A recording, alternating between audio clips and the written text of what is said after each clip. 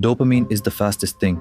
Instant gratification, or the sudden receiving and satisfaction from TikTok, Instagram, all social networks in the store. The sudden receiving of everything, yes. I want something, credit, boom, the next day it's at home. All of this squeezes us like lemons that keep sitting in the same pitcher for the same lemonade, but there's no more water, no more juice left. Humanity is in such a situation where we even have, let's say, artificial intelligence. We have so many opportunities to create anything in a super short time. Tasks that used to take us an hour now take us 5 or 10 minutes, and that's wonderful. It's such a great assistant, and we think so much, right? Yes. But I think that's not exactly the case. Okay, you want a new phone. You can buy it now on installment, and it will be with you tomorrow. What are you going to do with this phone? That's why I'm asking. Why do we need this achievement? That's great if that's what you want right now. But once you go through this, after a while you'll stop. It will stop being interesting to you. And then where do we go? Into what state? That's the point. What achievements matter if you're a different person every moment? The people who are listening to this right now, we have the opportunity to meet them online, in person, at events. Lately, every single one of them comes to a simple conclusion and asks me the same question. Am I on the right path? Am I on the right track?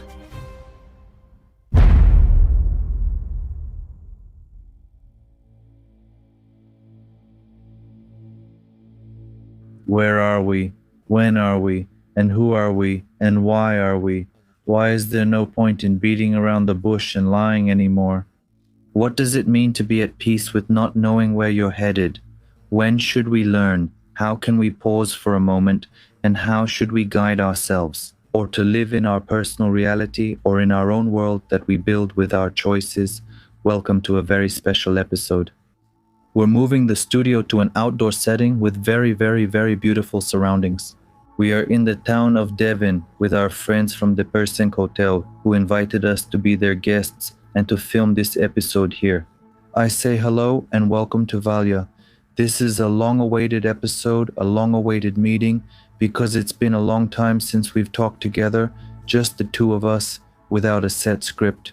Exactly like this. Last year, we ended the season together in Plovdiv, again outdoors. This year, we are surrounded by nature and the Rhodope Mountains, and we are very happy and calm to do it again for season 2. Yes, and I also want to thank our friends from Persenk because we're having a wonderful time. They're taking great care of us. We're eating, relaxing, going to the spa, which, by the way, is wonderful. Yesterday we were out in the nature of the Rhodope Mountains. There's a very beautiful river here, the Devinska River, and overall that's how we connect because we're here. It's right at the Lion's Gate. On the 8th of August, I just want to add that the staff and the service are extremely professional and very warm in their attitude. All the people are very kind and take care of the hotel guests, not just us specifically, but everyone, which we were able to observe both at breakfast and at dinner. The attitude is really very good, and you feel very comfortable among this kind of people. You feel as if absolutely everything around you is organized, and you can do whatever you want at that moment. Absolutely, and very calm. Thank you to Hotel Persenk. Come here whenever you have the chance. It's a very, very, very nice place to feel good with your family or your partner. Valia, before we start, I want to read a passage, if you allow me, a passage that I have highlighted from Alan Watts's book, The Wisdom of Insecurity. All right. This is a message for the age of anxiety, as Alan himself puts it, and I think it's a very good start to our conversation today. Go ahead. If we compare human desire to animal desire, we find many striking differences. The animal eats with its stomach, while the human eats with his brain. When the animal's stomach is full, it stops eating, but the human doesn't know when to stop. Even when he's stuffed to the brim, he still feels empty, feeling the urge to seek further satisfaction. This is mainly due to anxiety, to the knowledge that in an uncertain world, pleasure is fleeting. That's why the immediate pleasure of eating must be exploited to the fullest even if it means putting strain on the digestive system. Human desire is insatiable. We are so thirsty for pleasure that we can never get enough of it. We stimulate our sensory organs until they become numb, and in order to prolong the pleasure, we have to expose them to ever stronger stimulants. To protect, the body becomes ill from the strain, but the mind refuses to stop. The brain is caught up in the pursuit of happiness, and since it is much more concerned about the future than the present, it sees happiness as a guarantee of an endlessly long future of pleasure. On the other hand, the brain is still aware that it does not have an endlessly long future, which is why, in order to be happy, it needs to try to cram all the pleasures of paradise and eternity into the span of just a few years. For this reason, modern civilization is in almost every respect a vicious circle. It suffers from an insatiable hunger because its way of life condemns it to constant frustration. I don't know what to say. The two of us wrote notes for this show without communicating them to each other. I've written almost the same things that you wrote. Uncertainty in a world of plans, formulas, and all kinds of techniques. I've titled my notes in exactly the same way. Yes, we gave ourselves about 10 minutes to write down what we want to share today. And actually, no one read to the others what they had written down, but we wrote down very similar things. I've written down the following thing. And I have a few questions for you that I want to see what you think and what, from a female point of view, how things stand. But before that, I want to make a side note because for the past week, there's been only one sentence echoing in my head: taking off all the masks, the end of all masks, and I've written it down here. Why there's no point anymore in beating around the bush, in deceiving, in lying, and to know doesn't mean to do. Yes.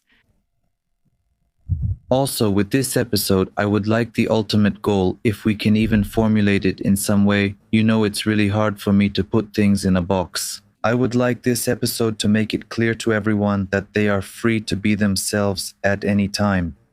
Or at least my sincere wish is for everyone to find out what it means to be authentic, to be honest, to be straightforward, even if they are misunderstood, even if they are strange, to allow themselves to simply be themselves, whether they don't know much or know a lot, whether they are learning or understanding the lessons of life through doing, just to be and to speak what they are.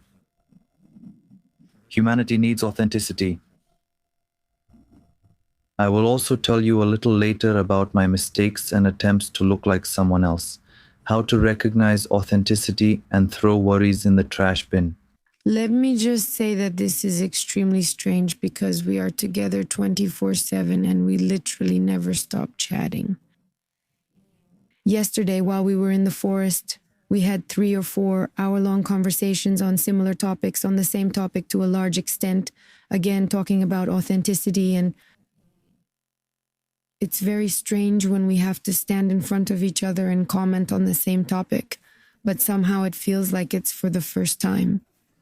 No, it's just quite different and pleasant. Yes. All right, what does it mean to you not to know where you're headed in times like these?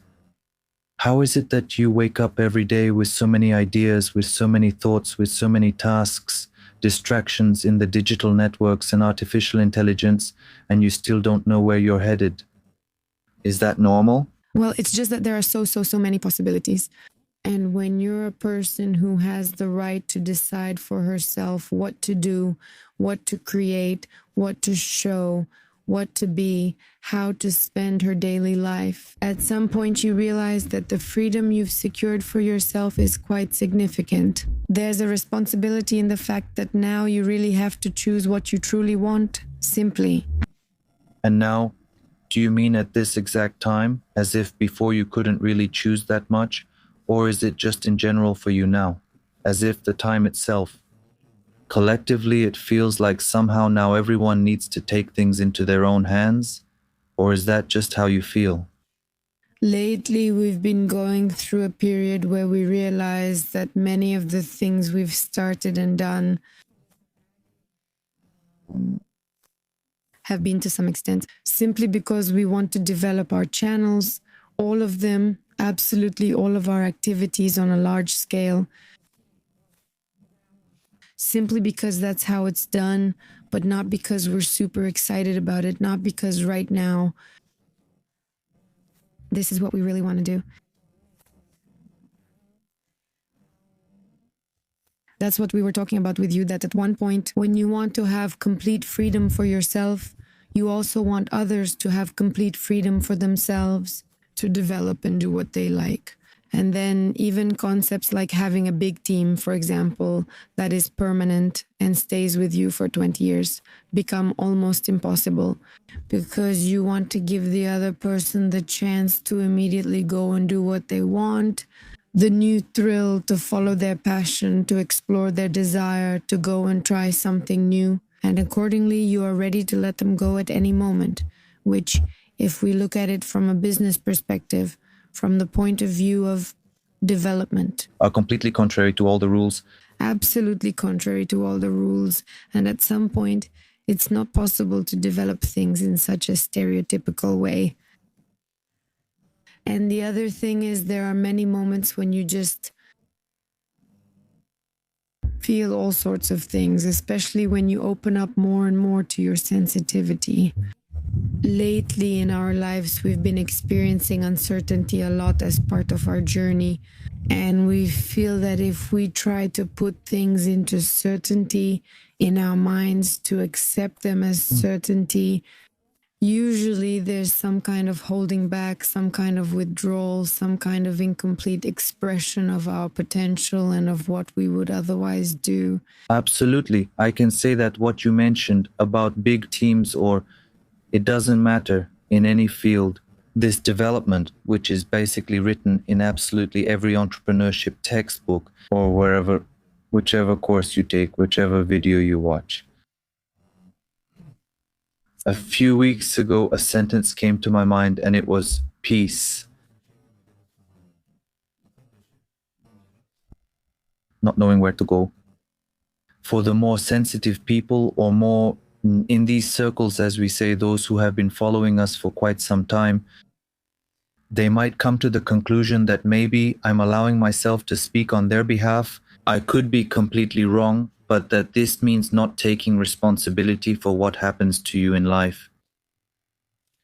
But I associate this with something different, and with this topic of uncertainty, because if you deeply know that everything around you really happens at the most suitable time for you, I'm talking about development, meeting people, interactions, realizing your dreams and ideas, even sometimes facing obstacles, but everything, one way or another, this whole flow of existence leads you exactly where you need to be at the right moment, and you can see this in everything.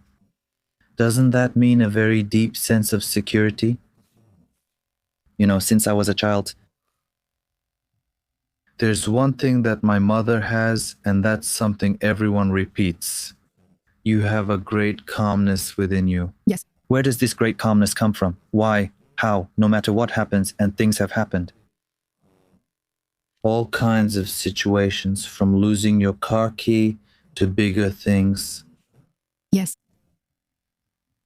Do you find that deep calm? In my case, I'm saying it from my point of view, it manifests as a great sense of security deep inside.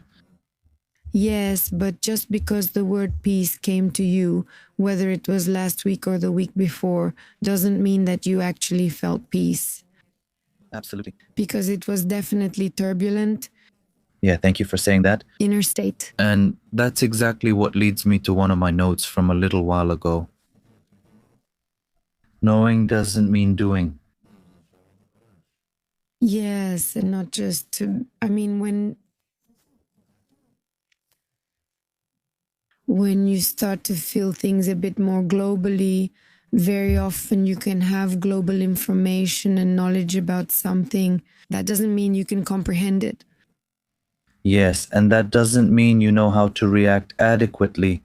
Yes, it happens to us too, and those who experience it may think, no, it's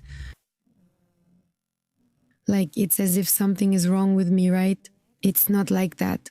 We all really need our brains to accept what we already know inside, like intuition and everything.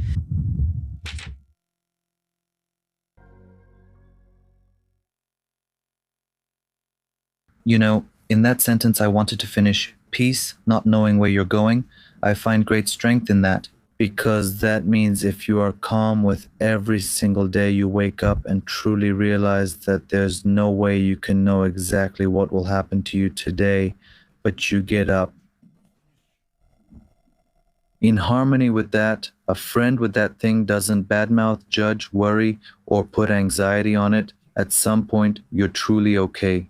You realize this feels much more natural than the other way, where you constantly put things you want to do and are constantly surprised by how they happen differently from the way you imagined. Yes, that's a bit, discussing this seems to completely contradict the idea of consciously navigating your reality and life. On the contrary, It seems contradictory. Because if you ask someone how to manifest the things you want in your life, everyone will tell you you have to visualize them very clearly, experience them within yourself, and then expect them to be tuned into that frequency, right? But that's not how it is. for myself, I find that these things work because we've tested them from having a creme caramel appear for you to someone giving you a television as a gift to making a show with the 20 most famous people in Bulgaria in these circles. I'm not saying that it doesn't work. I'm saying that right now, for me, I've reached that feeling. No, it's a stage. No, there's another moment. There's the moment when you know very well that whatever you wish for, you'll manifest it. And here the uncertainty is already about what I want. Yes, and whether I want it. That's it. Because look, see how things connect. They seem scattered, right? Chaos is just an unknown order. There's no such thing as disorder. What do we want to achieve? An achievement. Why do I need it? To set an example, to satisfy someone's need or direction, or an idea they've given me, to make someone proud, to boost my self esteem. Yes. I'm not sure. Yes, just when. These things don't sound like you should stop achieving things and so on. It's just that these are questions my brain asks itself when it sees that you're setting a goal, achieving it, or at some point rushing towards it. To finish it, to achieve it, to get it, for example, to buy a car, or to go to some place and finally get there. And what do we do when you get there? And if the previous 5 times before that it was the same, to get there, Yes. you behaved in this way, when you reach that fifth or dream place, your brain has already learned automatically and moves on to the next one. Yes, that's it. Our society right now teaches us that we have to be super productive, super organized. There are billions of techniques and formulas you can follow. Yesterday, we listened again to Robin Sharma's book, one of his books, The 5 a.m. Club, and you can go crazy. Which is an amazing book. Which is an amazing book, but you can go crazy from all the formulas and techniques. There are so many, and that's obvious. Everything works because if you do it the right way, and if you do it consistently, and if you do it with the belief that it will work, it always works. It's really true, but the idea here is how you want to live your life. Whether you want it to be forever in this constant, how should I say, race with yourself somehow and with your mind. Because there are moments when summer started with you and we had told ourselves, now is the time when we can pull back a little. The first month we didn't pull back at all. The second month we pulled back a little. The third month when August really started and we told ourselves, now you really need to calm down. In the last days of July, you were like, Are you talking about me? yes, you were like, no, there's no. Why am I not doing anything now while you start doing other things? Let's go play tennis. Let's go to the store. Let's go to that other furniture store. Let's get this done. Let's order that. Let's do for the fall, for example. There's never a point of saying like, stop.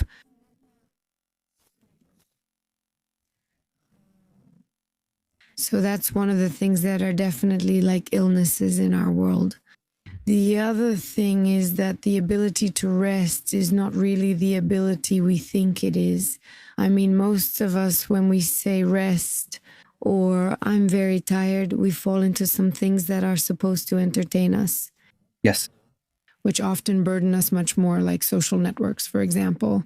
You know, almost everyone I know, when something becomes too much for them or they're frustrated or just not feeling well, they sit down and start scrolling. Whether it's 10 minutes, 15 or 30 minutes, that's lost time and time in which you haven't actually rested. You've actually burdened yourself 10 times more, but Why do you take on something that exhausts you even more when you just want to rest? well, because taking a rest is actually harder. Because it requires an attitude towards the very activity that we somehow don't show. I mean, to rest, for example, really means to do my breathing exercises, to bring myself into another state of mind, you know, into a different state of mind. And then, for example, to read for 10 minutes, those are about 20 minutes that will turn my day around. It's just that our brain is also wired to look for the quickest, easiest dopamine entertainment, but it doesn't really give you anything. And in the end, you just feel even more like a rag. And the whole point here is that you really need to learn to listen to your body, but also when you hear it, to understand which are the things that truly Resonate with you. Yes. And why do we stress ourselves out? Why do we get nervous when everything around us is done and really perfect? And, for example, the weather is wonderful. There's no need to rush anywhere. He does what he loves. And yet, thoughts of tension, anxiety, rushing, and anger appear in his mind. Yes. Of envy, and so on. Before you answer me, our friends from Persenk have prepared a coffee with a fortune for each of us, and I'd like to open mine now. All right. Is that okay? Yes. Before you open it, I bet that these fortune cookies will say something super specific related to the topic, to today, and to our conversation. Okay. Do we have a bet? No. No. Love can turn people into saints. Saints are those who have been loved the most. Okay. Because they have shined the most. Yay. See, I told you, happiness. It creates a very interesting situation where we've talked about so many things. We've discussed so many topics. When you say we, who are you referring to for those who don't know? Let's clarify. You on the whole channel. Thanks for speaking for me. So, in that case, across the entire channel, and INRA, especially in recent years, we've created all content together. That's why I say we. Even if you're the one on screen. yes, All these topics, all these questions, all these answers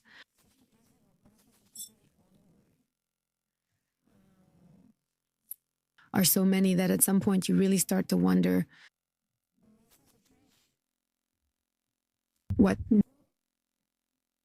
how to go on. But no, I mean, it's really hard to explain. Maybe we sound totally inadequate to people and super, maybe it's totally unclear. On the contrary, I think the conversation is going very logically, and it's actually proof of the peace of not knowing where you're going. You know, I feel comfortable not knowing where I'm going. I'm starting to feel good about it. This is a state that isn't, at least I didn't reach it easily. Because I've been through Robin Sharma, I've been through Tony Robbins, I've been through that kind of entrepreneurial books. I've been through much deeper ancient wisdom and spiritual books. And at the same time, someone like Rumi, who in one verse, for example, be like the tree, let the leaves that need to fall, right? Who tells you all these things in one sentence? Alan Watts, who is exceptional, and many others. And people seem to discuss the same topic, but it's different in various places. You can get stressed and act and get worried from too much information, from too much knowledge, from too much guidance, from the fact that everywhere, practically, you're being told what to do. At some point, you don't know. Not in the way we're discussing it, you really don't know what to do in general. And maybe that's what's meant by the wisdom of uncertainty. Because if you get used to this state of not knowing, of uncertainty, of not finding a solution right away, you become and start living in the opposite way of what you were taught, the modern world, where dopamine is the fastest thing. Instant gratification, or the sudden receiving and satisfaction from TikTok, Instagram, all social networks in the store. I want something, credit, boom. The next day it's at home. All of this drains us like lemons that keep sitting in the same pitcher for the same lemonade, but there's no water left anymore. There's no juice left. And in the end, we really start to wonder how to recharge from recharging. Absolutely. Supposedly, we're always doing things as if we already have everything. And I think these aren't just people who are into spiritual growth, or people who are our followers, or people who are interested in these topics. Everyone acts this way. It's the times. Yes, that's right. This is a stage in humanity, and if we don't learn to support each other together, to develop during this stage, to help each other, do you know how? By standing up and sharing this thing? The smallest and easiest example, this applies to everything. Let's say it. Maybe that's why Maslow's pyramid, we all know about it, right? The needs, and that, who were we talking to, right? Most people would tell you when all your basic needs are met, only then do you have the opportunity to think about something more global. Humanity is in this situation even with artificial intelligence. We have so many opportunities to create everything in a super short time. We have the ability to do tasks that used to take us an hour. Now they take us 5 to 10 minutes, right? Thanks to this little machine that helps us so much. And that's wonderful. It's a great assistant. And maybe sometimes we get annoyed, but it actually stops us. For example, we don't think that much, right? Yeah, we lose our creativity. But I think it is, but I also think it's not exactly like that. I think it gives us the opportunity to think more, to think deeper, because when you don't have the need to have your attention focused on some very basic things, like making the table or I don't even know what else, then you think much more about what the content of that table will be. And it's like that with everything. And I think that in today's era of overabundance, which we have, it's actually great that it's happening to us so it can show us exactly that. Okay, you want a new phone? You can buy it now on installment. Tomorrow it will be with you. What are you going to do with this phone? That's why I'm asking, what? Why do we need this achievement? To set an example for someone how easy things are on credit, to satisfy your own need, that instant inner voice saying, I want it, to make someone proud of who you are. Is being successful about having the newest phone, the latest car, the biggest apartment, or just boosting your own self-esteem? I'm asking the questions again. Whichever of these things it is, that's great if that's what you want right now. But after you go through this for a while, you'll lose interest again. And then where do we go? In what state? We go into the state of the content of things, in my opinion. And that's the coolest thing, in my opinion. In my opinion, overall, that's how I've been feeling for the past few months. To strip down, to bare ourselves, as Socrates said, piece by piece, because inside us is all the knowledge we need and the answers to every question about our personal reality. Yes. Because it's yours. This is your world. Yes. Who should give you answers for your world? And second, authenticity, a raw look, honesty, and Applying this thing as much as you can in all areas of your life. That means health. How can you be authentic in health? Well, if you know that some food doesn't agree with you, just stop eating it. How can you be authentic in relationships?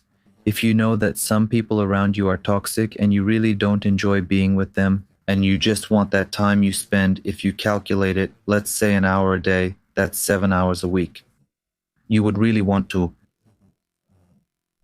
transform it and speak out. How do you do it? Spiritually, I want to breathe more, or read more books, or practice more techniques in the same way. I've been trying to do it this way. I've been trying for the last 5 or 6 months. Honestly, I try to say what I'm thinking in the moment, and it doesn't always work out, but I try to. Sometimes it feels like a struggle. You know what I mean? We gave it as an example in another episode, didn't we? Here's how collective consciousness operates. I know that when the wind blows more from outside, like it is right now, for example, imagine another person here who is very close, respects, and loves you, and everything is perfect. But before we even start, he stands there and repeats 5 times, "It's too windy, nothing will be heard. Let's wait 2 or 3 hours, nothing will come of this." In the end, it's too windy.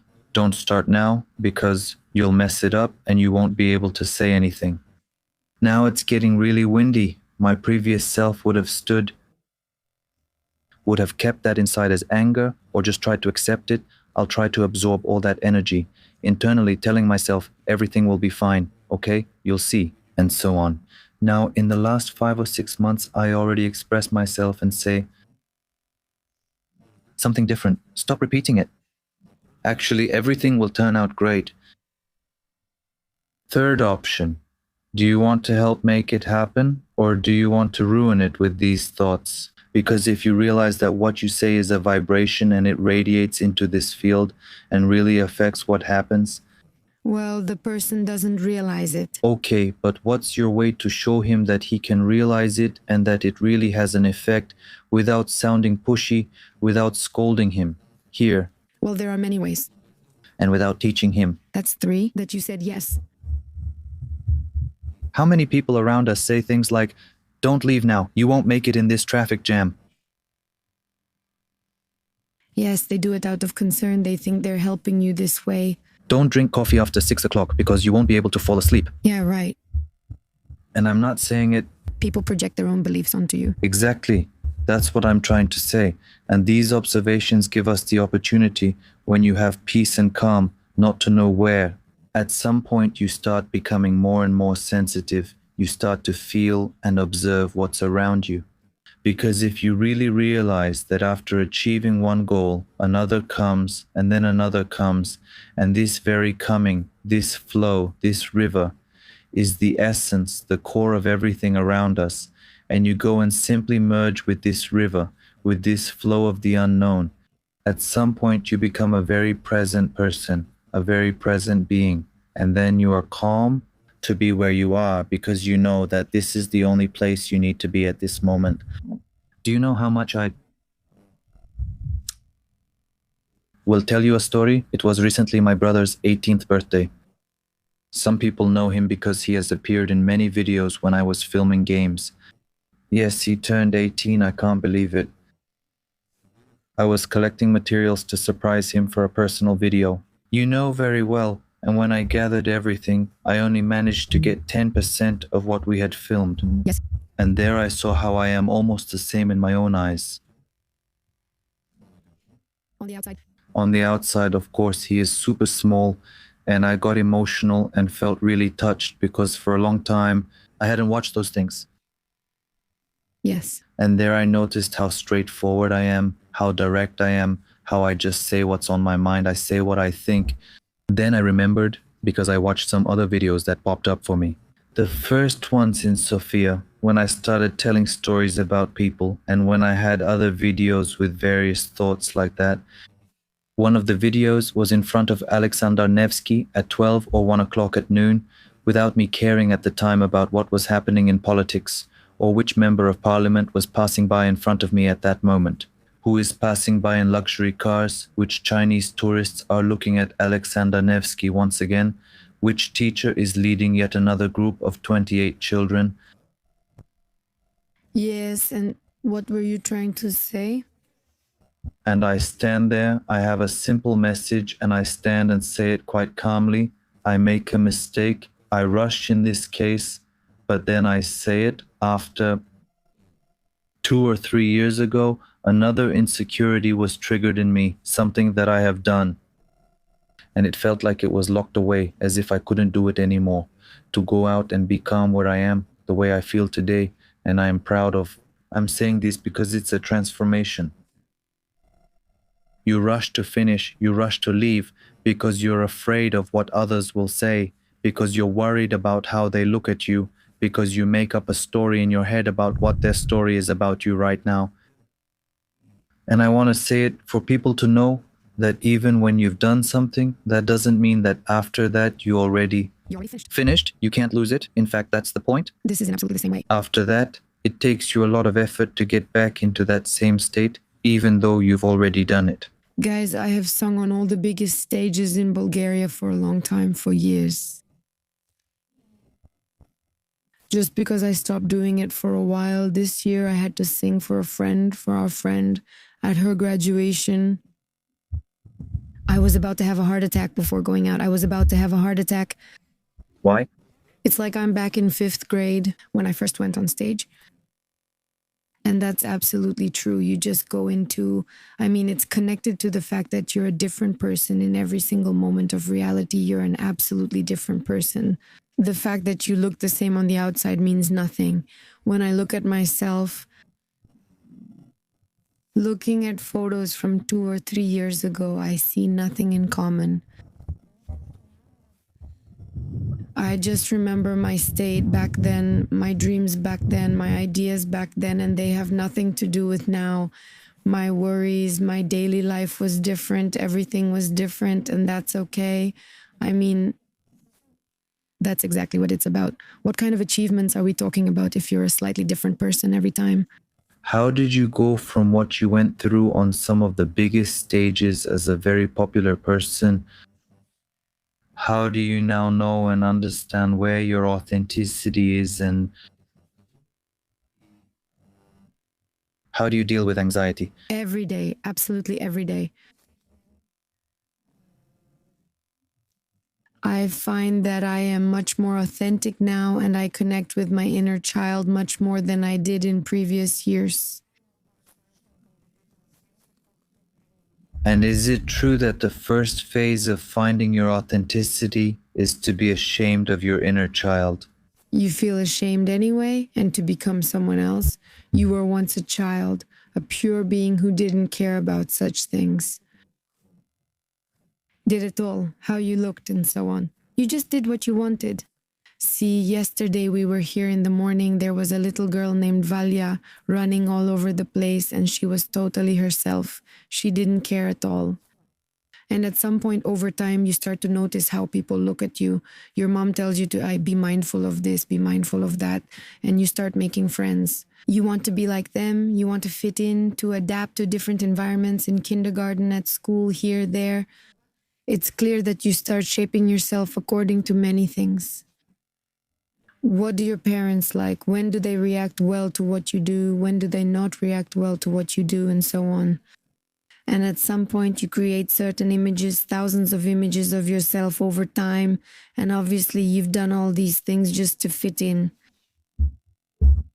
Better, these are all the masks you're talking about. How can you stay authentic while fitting in? In my view, in my opinion, you don't. You already.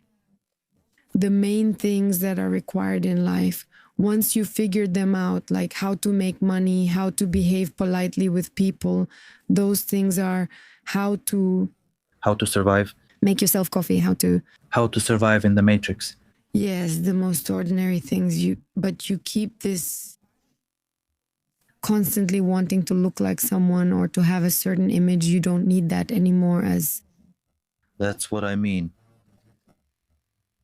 Because I think you keep some of those filtrations and just change others. Of course, you keep the memories and all of that. Let's not get the impression now. She doesn't remember winning 10 Factor and how she sang there. On the contrary, that stays as Alan. Watts says it like an echo that just whispers around you in the space, but your focus, your lights. If we can use the car analogy, you turn on the headlights and illuminate the new frame, the new road. Can I just say something? Yes. Seth explains it very well. Who is Seth? Seth is a personality who was channeled by Jane Roberts, starting from the 60s, from 1963. They started in 1963 until Jane actually left the earth, which was around, was it 79, 80, 82, something like that. It's about 20 years. It's told very nicely. The fact that everything is inside us. Okay, right. However, since back then, at that time, the subconscious was a very popular topic, and everyone thought that the subconscious was something dark that made you do certain things that you don't want to do, and so on. As if they have power over you. Yes, and it's like if you want something subconsciously, you'd better just push it somewhere deep in your subconscious and let it stay there, right? It's better not to look into it since something bad will probably be revealed. All right. She explains it really cool because she says that actually everything is conscious. I mean, everything is contained within us. But what comes to the conscious level at certain moments is simply exactly what we've brought to the surface. Just like you explained it with the rays of light, where you simply put your focus on something else at the moment, and that's exactly what we were talking about with you. When we have gone through certain things as experiences in life, they remain there as experiences. And when you encounter such situations, it comes out of you, meaning you already know it. I mean, for example, if I go on stage at the biggest tour in Bulgaria right now, I know how things are set up. I know who stands where. I know what to expect and so on. You know, I remember I have those frequencies in me, but just like back then, when I went out to sing at my prom, I was still like, I had never stopped in the end. But at the beginning, they're not in your focus at the moment, and you're different. You had a different focus in that. We've talked on the channel, I think, 3 times this way. One time was when we moved to the new office, the new studio. One time was around Plovdiv, and now this is the 3rd time. People can correct me if I'm wrong. These conversations are interesting, as you said, since we spend all day together. But eventually, you need to rely on your own frequencies and experiences. For example, after so many shows, to be able to turn any place into a studio, just like we did today. To put on the headphones and microphones and start making yourself, your thoughts, and your focus begin to transmit a specific idea and vibration again. Yes. You don't always manage to tune in at the beginning, but things work out. Yes. That's very interesting because it shows that it doesn't really matter how much time you spend with someone, even if, as in our case, it's super long. You can still change your state very abruptly and use another one of your functions, another one of your cards. And why am I saying this? Because right now we are at, I feel we're no longer at the threshold or the door. We've already entered the new era and new reality. And that's outrageous. Alan Watts said this 60 or 70 years ago, and all these things still apply as if it's a book that just came out. This is another blend of past and future. But something else draws my attention. The people who are listening right now are people we have the opportunity to meet online, in person, at events lately, and every single one of them come to a simple conclusion and ask me about it in this case. Am I on the right path? Am I on the right track? That's it. Everyone asks themselves that question. It's the subtext of who am I and am I on the right path? Meaning, am I meeting expectations? Is that your understanding? What do you expect from me? Who expects it? Well, yeah, I mean, that's exactly what I'm talking about. This higher power that in the end, we all expect that at some point, someone somewhere will tell you, Bravo. yes, bravo, or no. Bye. It didn't work. It didn't work. This life didn't work out either. And this time it didn't work out. Yes. Give me the next circus. I think these are some of the things that will be thrown in the trash can. I think it's really time for us to bear ourselves now. Metaphorically, and why not physically too, when we feel comfortable at home. But really to be completely adequate and aware, to be ourselves with everyone, not just when we're alone, not just when no one is watching us. There was a very interesting line, who are you when no one is watching you? That's the person you need to be when everyone is watching you. Why? Because you can, and anyone can take on different roles.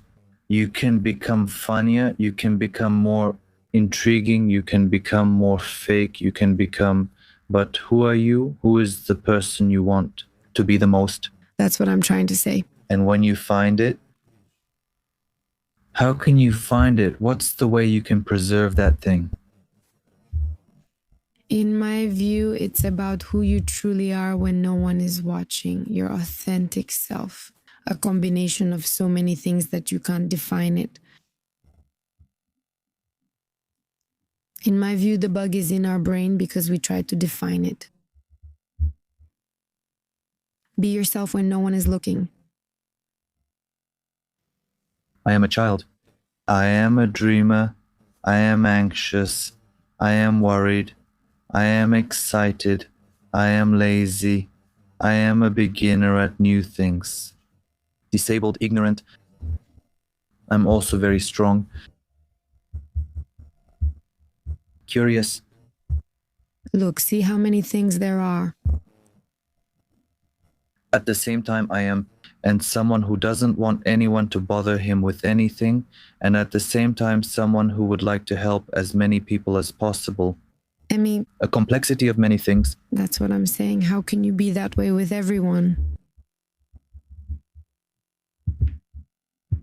How? You'll show one thing with one person, something else with another. No, there isn't. There's no such thing. There's no way to.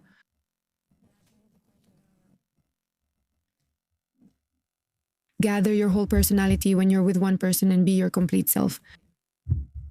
I want us to outline the conclusion of what all the things we've discussed, because they are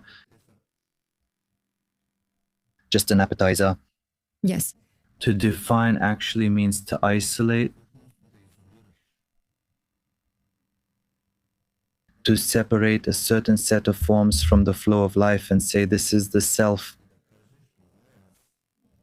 When a person is able to outline and name themselves, they develop a sense of identity, as a result of which they begin to perceive themselves as a word, distinct and unchanging, unlike the real, ever-changing world of nature. The sense of separateness creates a feeling of conflict between the person on one hand and nature on the other. Language and thought try to resolve this conflict, and the magic with which you can summon a person by saying their name is applied to the universe. In mythology and religion, the forces of the universe are named, personified, and invoked, and so on. But the use and nature of words and thoughts are fixed, definitive, and isolated. It's very hard to describe life's most essential trait, its movement and constant change. Yes. Just as money does not represent the perishability and edibility of food, words and thoughts do not represent the liveliness of life. That's right. The relationship between thought and movement is something like the difference between a real person running and a film strip showing running as a series of static frames. Exactly.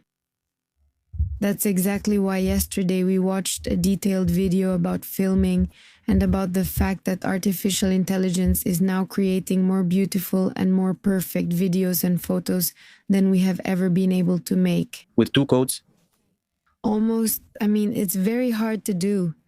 And just as it was beautifully presented by a boy whose video we watched, he said, just like in the past, before the invention of photography, artists tried to depict the whole world as realistically as possible, down to the last detail, and to be one-to-one with reality. Actually, exactly. And that was their effort. That's right. Actually, just before photography and the camera came out, the last stage of fine art before photography was maximum realism. Super realism. But super? And they've reached that level. Things are really mega realistic. And at one point, photography comes out and all the artists say, they start to worry. Oh no, what are we going to do now? And at one point, these people who love art transform it and turn it into impressionism, turning it into a completely different form. Actually, true creators run away from something entirely new. Absolutely. They run away from anxiety because that's where a wave of panic is created 100%. There's no need for artists now. This machine is taking over and doing the same thing. Yes, that's what's happening with artificial intelligence. It's exactly the same, and people are thinking, what will happen? But actually, what has happened? Well, those artists have turned much more towards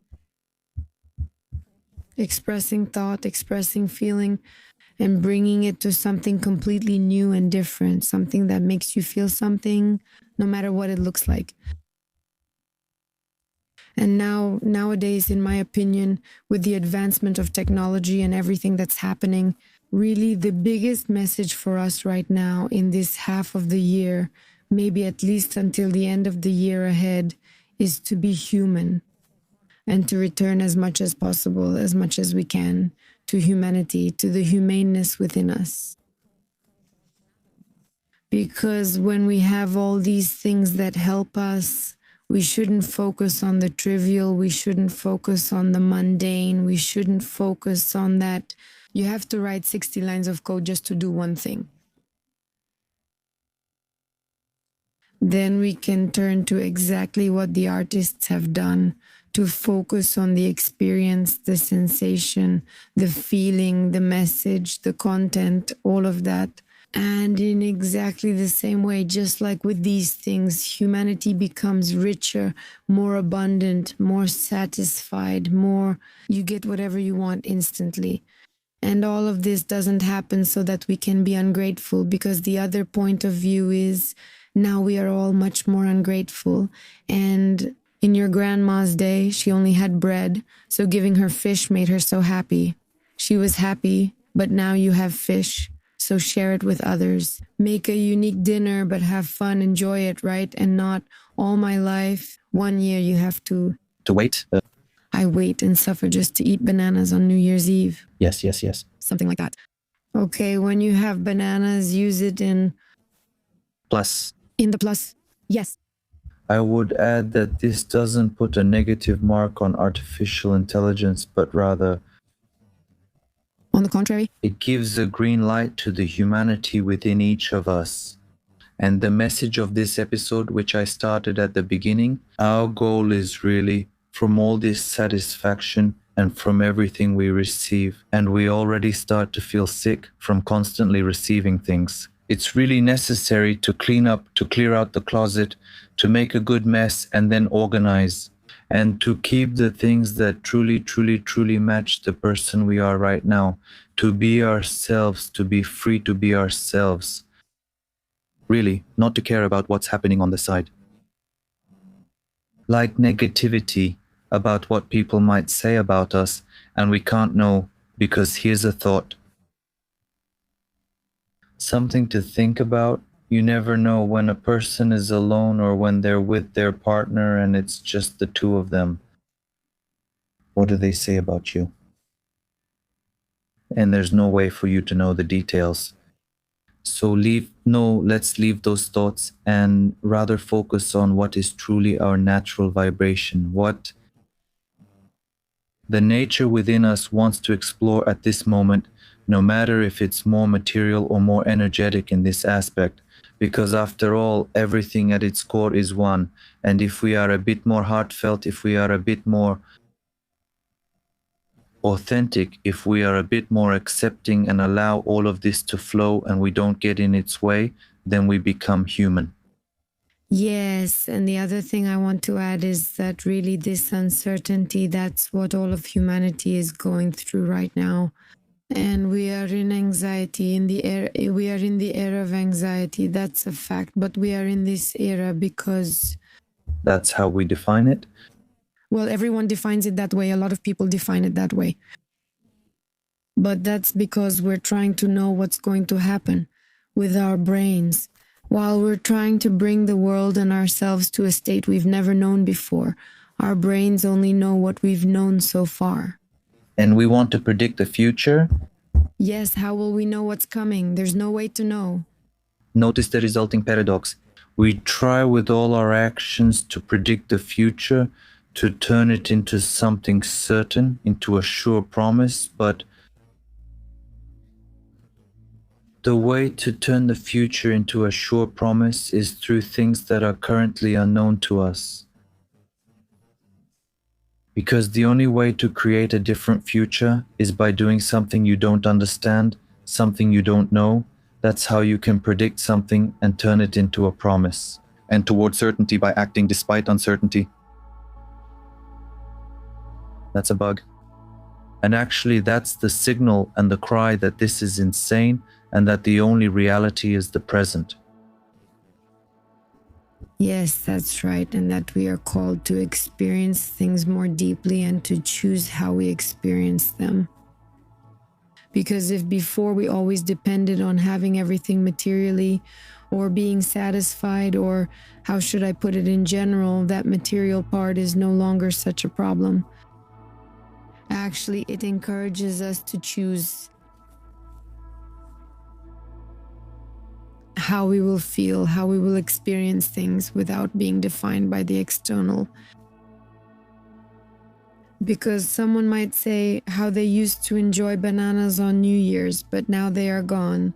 There, yes, but then you are saying that you define yourself only by whether there are bananas or not, for how you feel.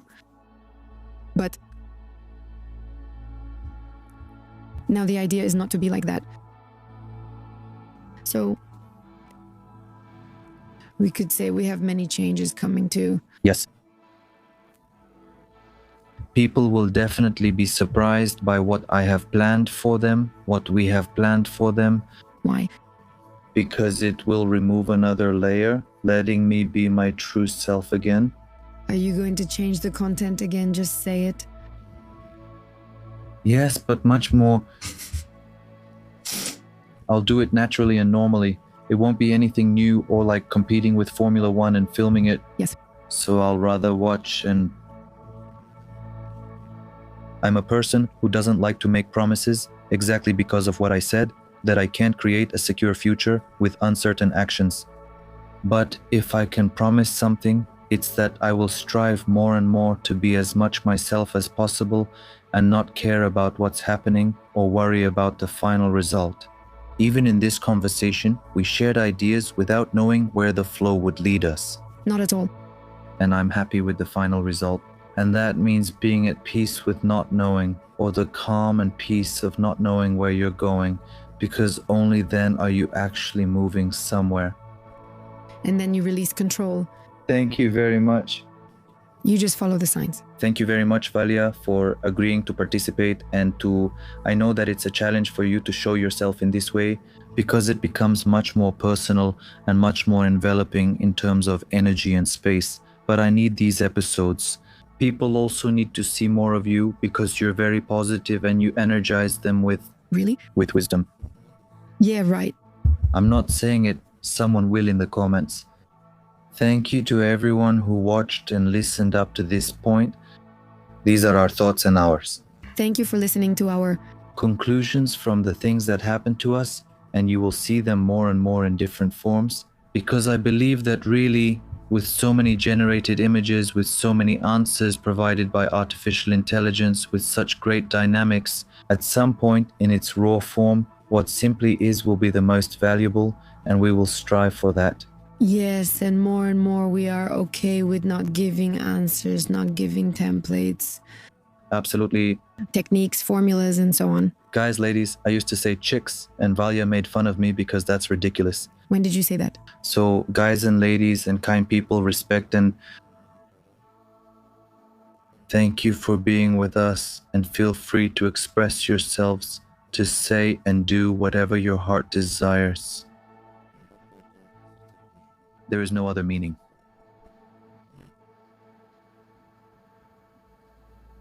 Bye.